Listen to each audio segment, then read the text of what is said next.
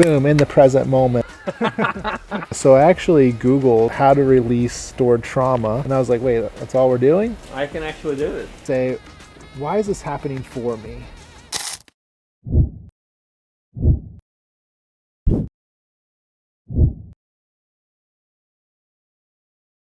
Alrighty, so today we're gonna do a little podcast with our friend Mike from Plunsana, and what better way to start a podcast if not with a cold plunge, in which Mike is an absolute expert. So, Mike, I'll let you lead the way.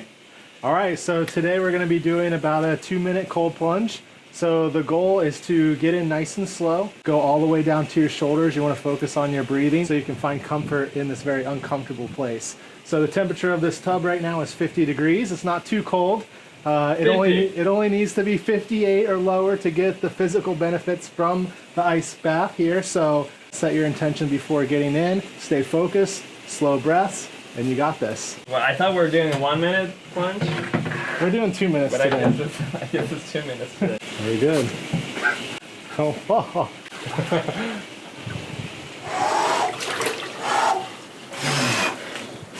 There you go. Just relax. Slow exhales.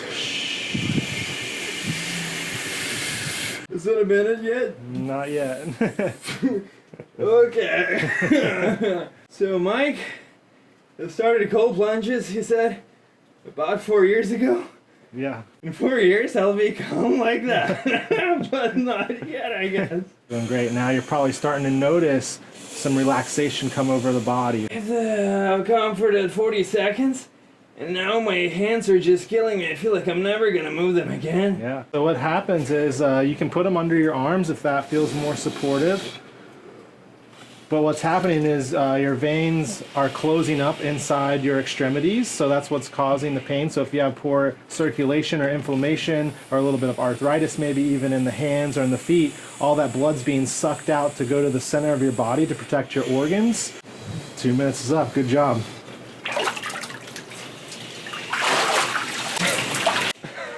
Now let's go out here. We talked about this. We're going to do a quick rewarming, so we're going to put our feet a little further than shoulder width apart, bend our knees, engage our core, and then we're just going to go back and forth just like this. Continue with the nice slow breaths. And really what we're doing here is we're just allowing the warm blood from the center of our body to reintegrate with the cool blood that's in our extremities right now.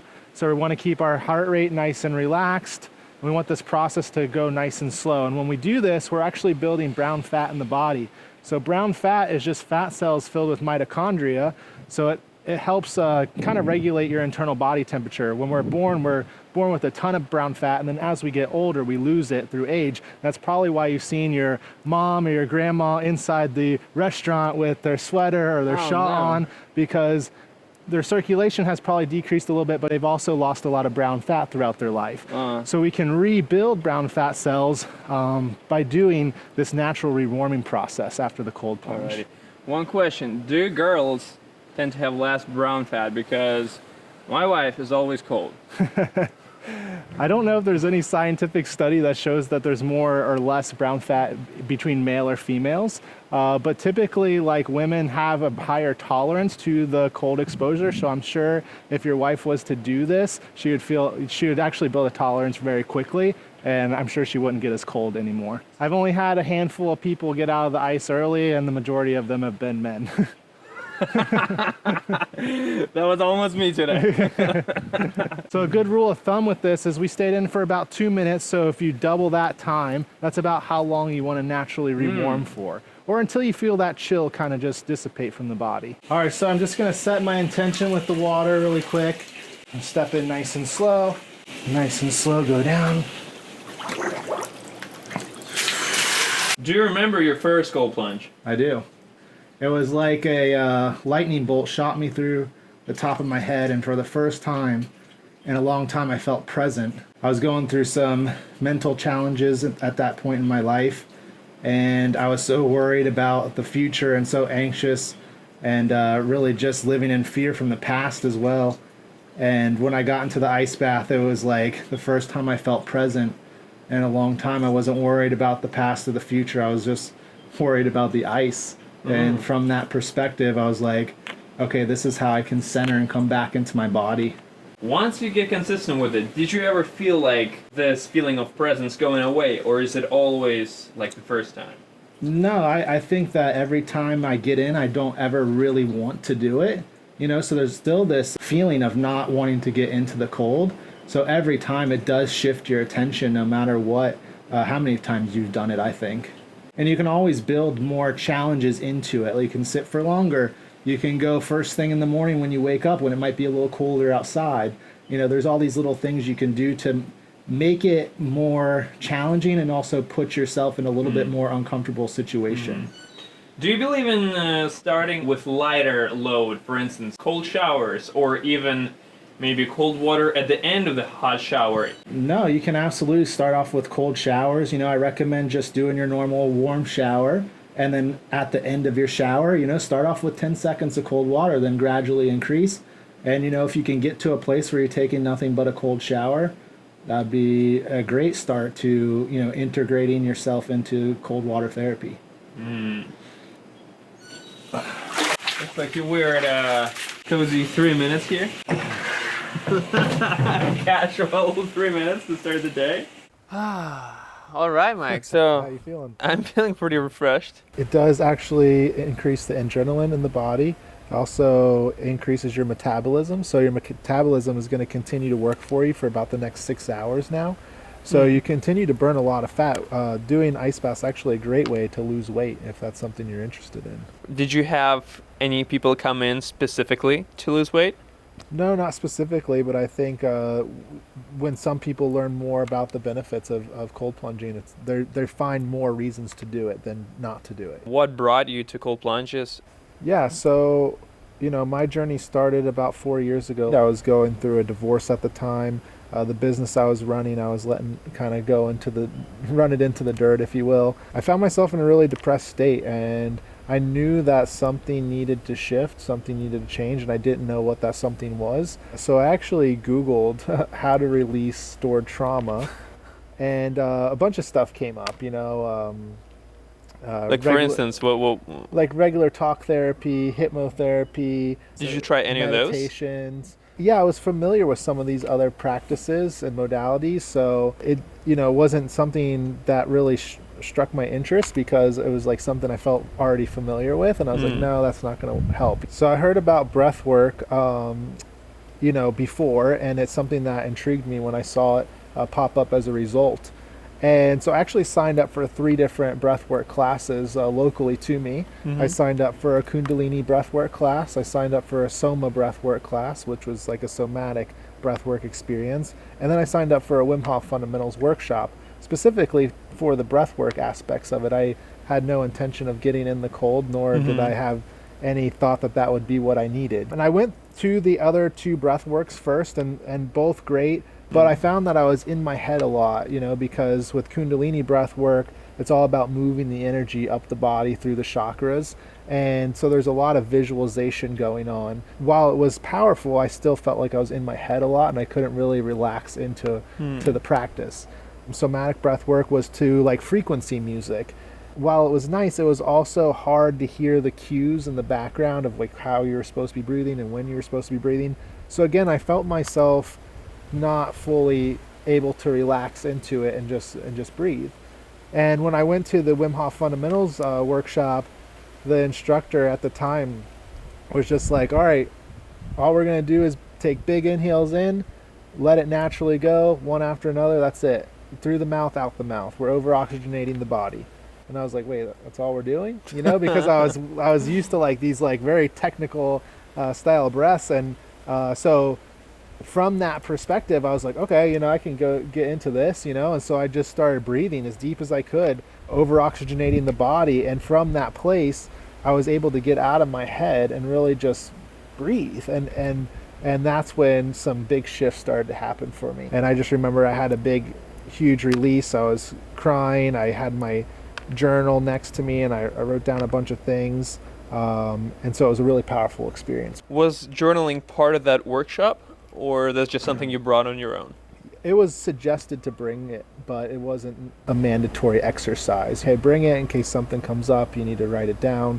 I was actually getting ready to leave after that because I kind of got what I came there for. Yeah. And, there was probably, 12 or 13 other people in the group, and everybody's getting prepped up for the ice bath, and I'm like, I'm out of here, and it's kind of encouraged and probably looked down upon if I was to have left. So I was like, screw it, I'll stay, for the ice baths.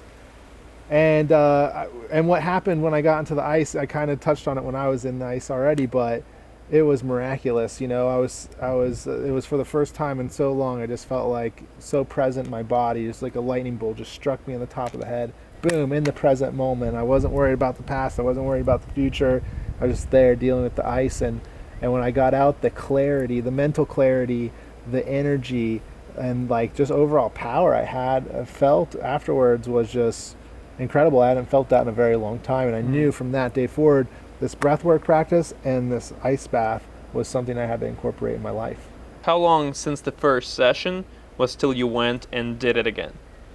Oh, it's probably like 2 days had passed, since I did the workshop to where I was doing it on my own at my house. Yeah. Where'd you go from there? So, it's kind of an interesting story, but I live in Florida. I was going through a lot of ice and a lot of water. And I thought to myself, like, listen, I'm doing this anyways. I might as well invite some other people to come and share in this experience with me. So I started off with just inviting friends over, and they would either bring ice or bring like $5 or something to help support me with the cost of ice. Mm-hmm. As friends, we just started doing these ice baths together twice a week, Monday and Friday. And as I got more comfortable with breath work, I was like, man, I wonder if I could lead these guys through like a little breath work practice too. And so then I started incorporating that into these little meetups. And what was really interesting is it held myself accountable, and my friends just kept showing up, every week. And I started to see these shifts, like not only in myself, but in these other people. So then I was like, all right, there's really something to this. So I kind of started to open it up into a bigger group of people outside of my friend group.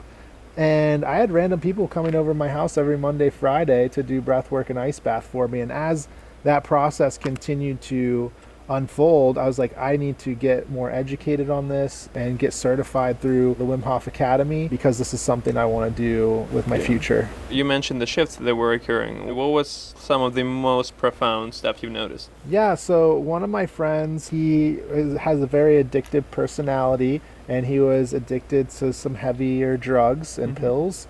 When I met him, he was back and forth using. He'd be off and go to rehab and come back out and go back through it again. And once he started coming and doing these breathworks and ice baths, he hasn't been back to rehab since, and that was like 3 years ago now. Oh, wow. So he hasn't used at all. So that's like one big crazy story, but there's others, like the shift in me I mentioned. Again, I was in a very depressed, dark state, and I started to see the light at the end of the tunnel, more and more and more. And I started to find purpose and passion in life again, which, I was lacking for a little while. So as I continued to do this practice, I continued to get more momentum and excited about the future. So going through that divorce, what was the hardest thing that you kept coming back to?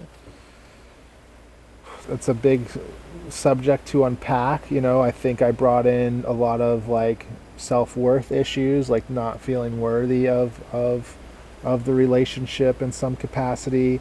I felt a lot of shame because I told myself when I got married that I would never get a divorce. I might come from a divorced household. It wasn't something that I wanted. And I do have 2 beautiful kids, so I didn't want that for them either. And I think that was probably the hardest part for me, is like losing that family aspect.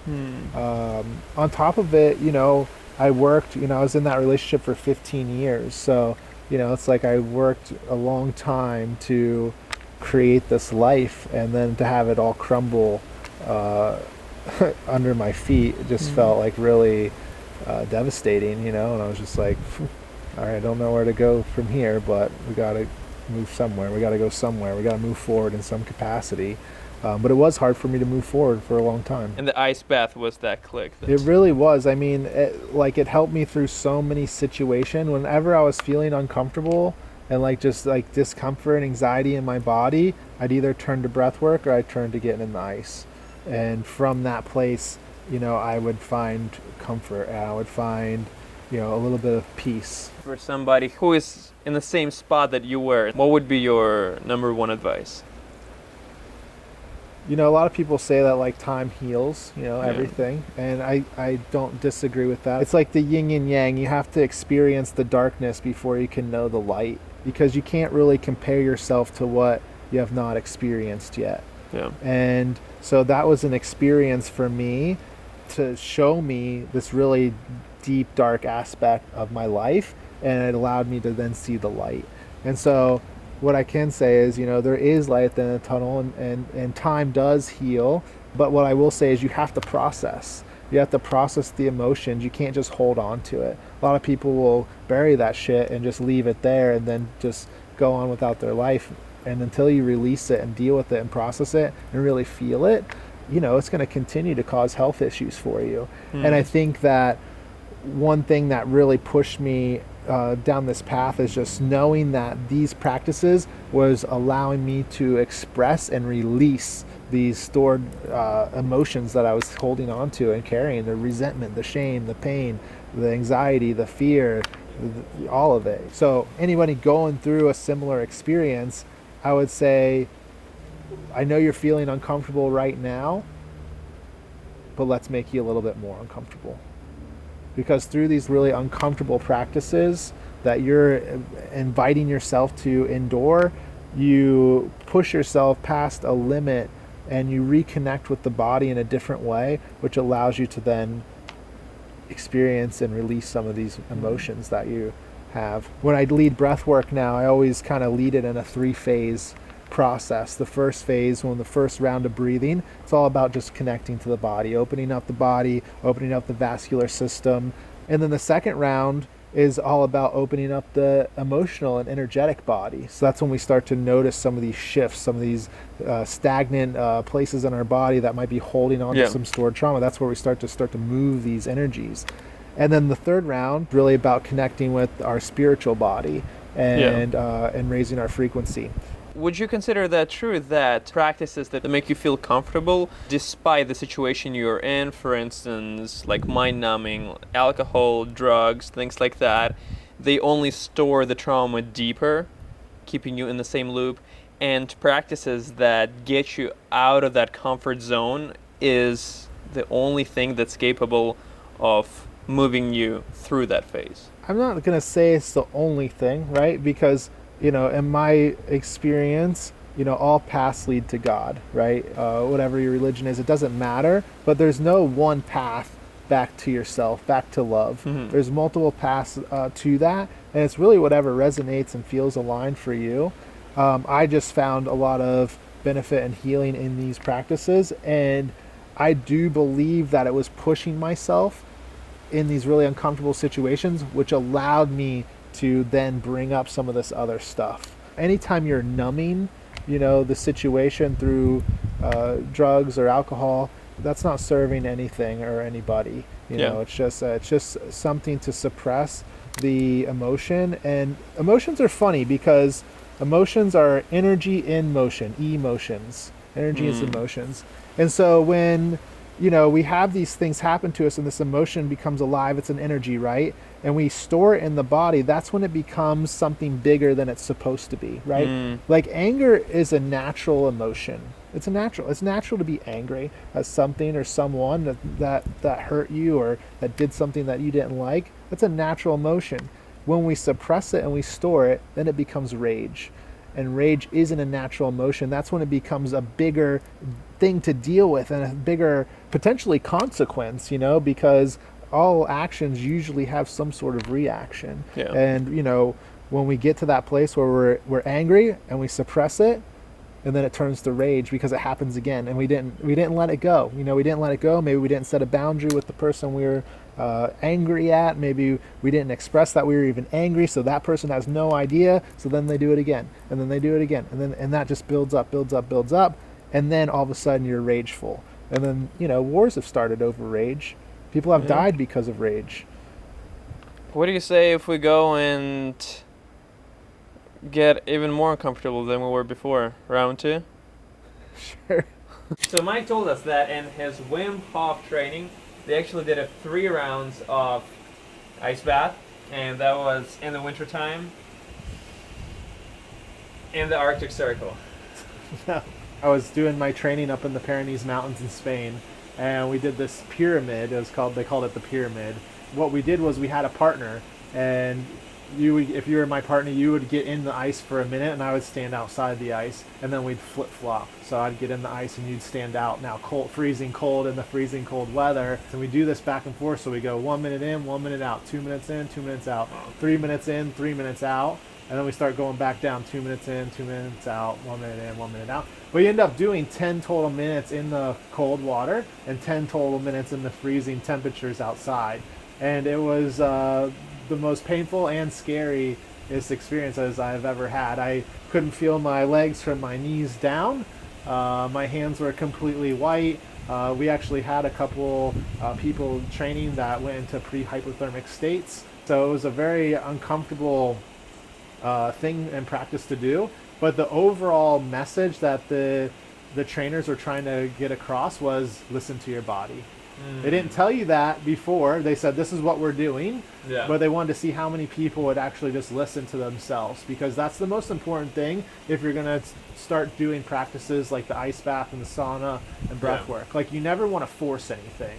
There's a pushing that can happen, like you want to push yourself past like your comfort zone, but you never want to force anything. So as soon as you feel like you're forcing something, it's important to listen to your body and make sure you get out. You're not in a place where you'll be forcing anything today, but even though some pushing feels pretty close. I think we did 2 minutes last time, so we're gonna take it easy. 3 minutes this time. 3 minutes. Oh, this feels easy. You know, this reminds me of going to my grandfather in Russia. You know, I liked the winter back then, but where I was from, we always had winters, but then the snow would melt, and my grandfather lived in a place where snow didn't melt. And I remember I got there and it was minus 40. Ooh. And I was like, awesome, the snow's not melting, I'm ready to go outside. I opened the door, and that's how it felt. And then I closed the door and I did not go play outside at all for like 3 days. Jeez. Were you ever in a place where you felt like you were forcing it and you had to back off? Yeah, so I think, again, it's about listening to your body. So never in one sitting did I feel like I had to stop, but like there's been times where I was ice bathing daily, and I just felt like my body wasn't really acclimating to it as well as I would have liked, so I actually took a little bit of time off. And now I only ice bath about 3 or 4 times a week, sometimes 5, but I never go like full 7 days of ice bathing anymore. So you surf. I do. And so this is not the first time you've experienced cold water. And I know it gets cold in New Smyrna, where you're from. Did it ever get cold enough to the point where you've had special experiences on the water surfing? No, I mean, the interesting part about it is when you don't know you can deal with the cold, I think it gets in your head a little bit, right? So, you know, these, you start to have these symptoms of like your fingers feel numb or your toes feel numb, or, and you start going through that process of like, am I going to get circulation back in these places, and also surfing's interesting because you may be wearing a wetsuit or whatnot, but you're like half in the water, half out of the water. So depending on the air temperature outside, how windy it is, those sorts of things can affect the overall chill factor of the experience. But I think having gone through this process and this practice, I don't think cold water like surfing bothers me as much now, just because I have more of a confidence level, I think. So would you say that you could have been in places where you could have had a spiritual experience, but because it wasn't a control environment and you didn't know how to deal with it, you missed out on that opportunity? Possibly. I mean, like, listen, I believe any experience could potentially be a spiritual one if you let it be. Right. You're at 3 minutes. Round 2, and I feel like I can actually do this. I don't know why does it happen like that, but I feel like successive rounds feel easier. Yeah. So the first round, the reason it feels the most challenging is because you're just now reconnecting with your body. And that's why breathwork is actually really beneficial to do prior to the ice bath, because you have more control over your body. And that's why the second time might have been a little easier for you, because that first round allowed you to connect with your body in a different way. So then when you're going into the second time, you're now a little bit more prepared and you're more connected with the body. Yeah. So since it all comes back to being in the present moment and reconnecting with yourself, and one of your hobbies is surfing, did you ever find that surfing as a sport could be also helpful in that regard?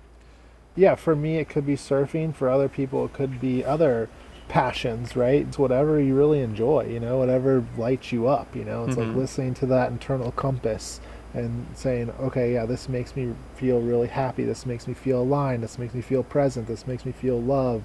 Whatever it is, and it doesn't have to be an active sport. It could be very passive. Yeah. It could be meditating. Maybe that's the thing, and you just sit with yourself. We've talked about this moment, how one transformational moment in your life brought you to then sharing this with the others, and now you've turned it into a full-time business, which is Plunsana.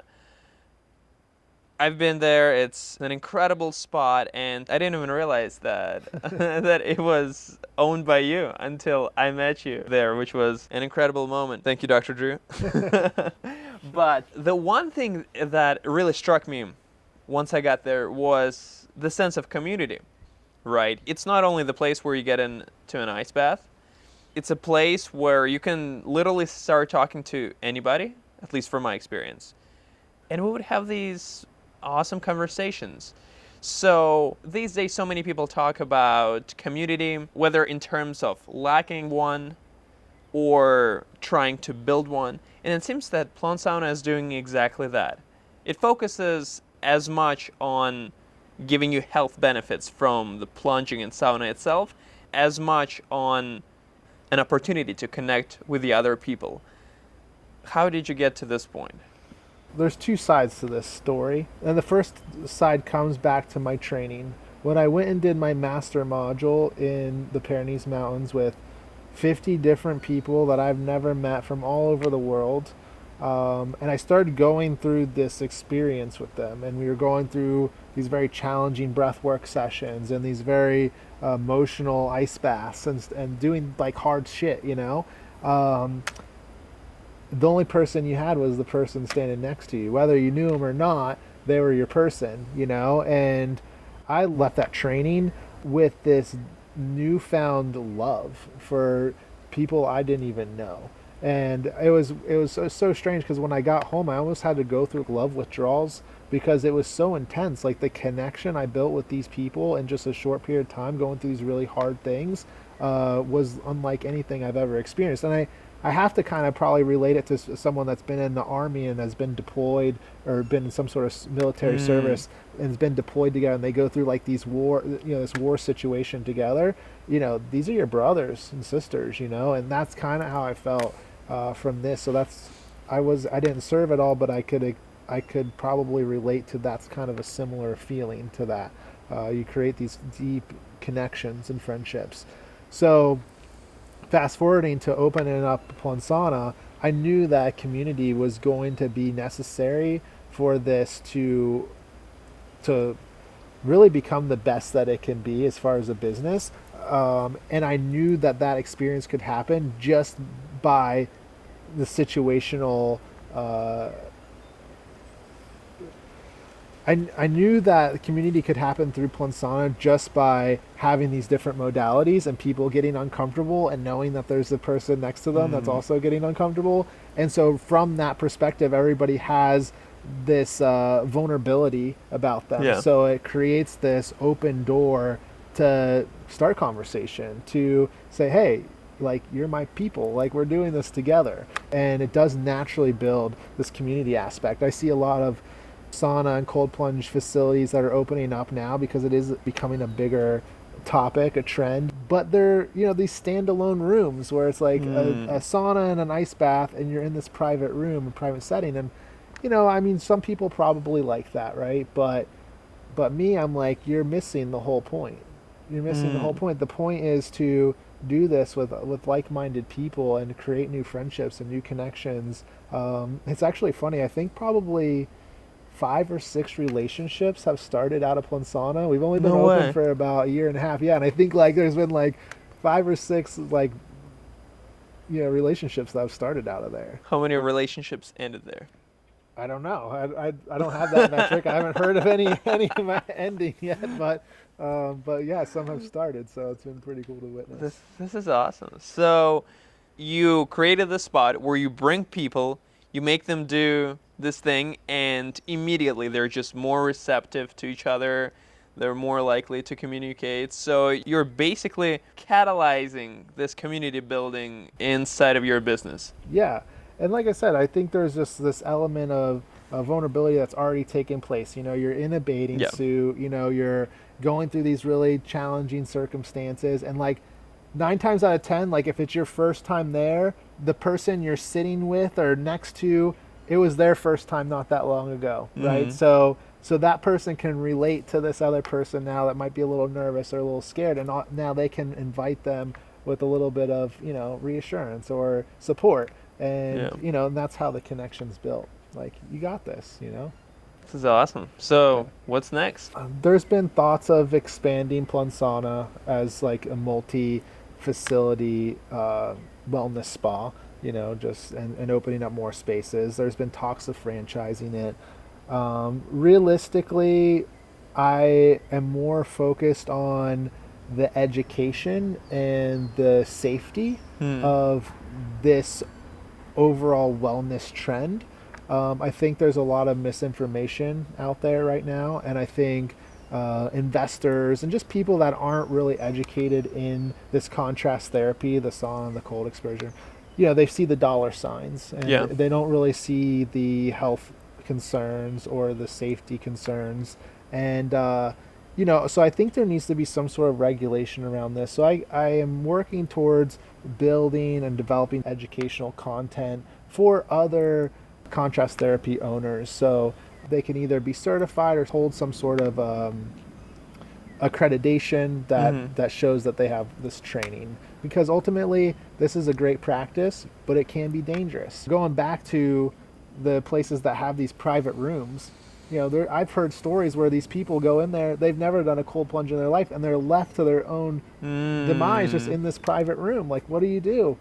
Do you even do it right? There's not a lot of education there. So to give people that clarity, from a member standpoint, to be able to educate them further so they feel comfortable and secure in what they're doing, and they know they're doing it right, and they know all the benefits that are taking place, and they know what could possibly go wrong, and what, all these things, like, people need to know and have awareness around it. And I think it's up to the facility to provide that safety and provide that comfort and transparency with the client. So that's kind of my focus. And also I'll be focusing on like more corporate team building type workshops and retreats, because like I mentioned, this is a great way to build community, and for existing teams to come together and go through this process. It builds a stronger connection between the team. It opens up clarity, focus, inspiration and energy to continue doing a job that maybe you're feeling a little burnt out at or something. So it's I really want to take this into the corporate world as well, and doing more private event type things. So for anybody who's watching us, who is feeling stuck, who doesn't know how to proceed, what would you tell them? So my number one advice for anybody watching this podcast would be, we actually have a shirt that says it at Plunsana, and the shirt says, "Find comfort in the discomfort."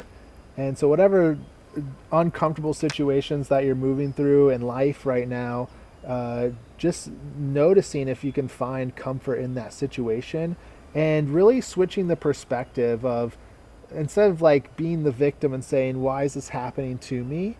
Flip that around and say, why is this happening for me?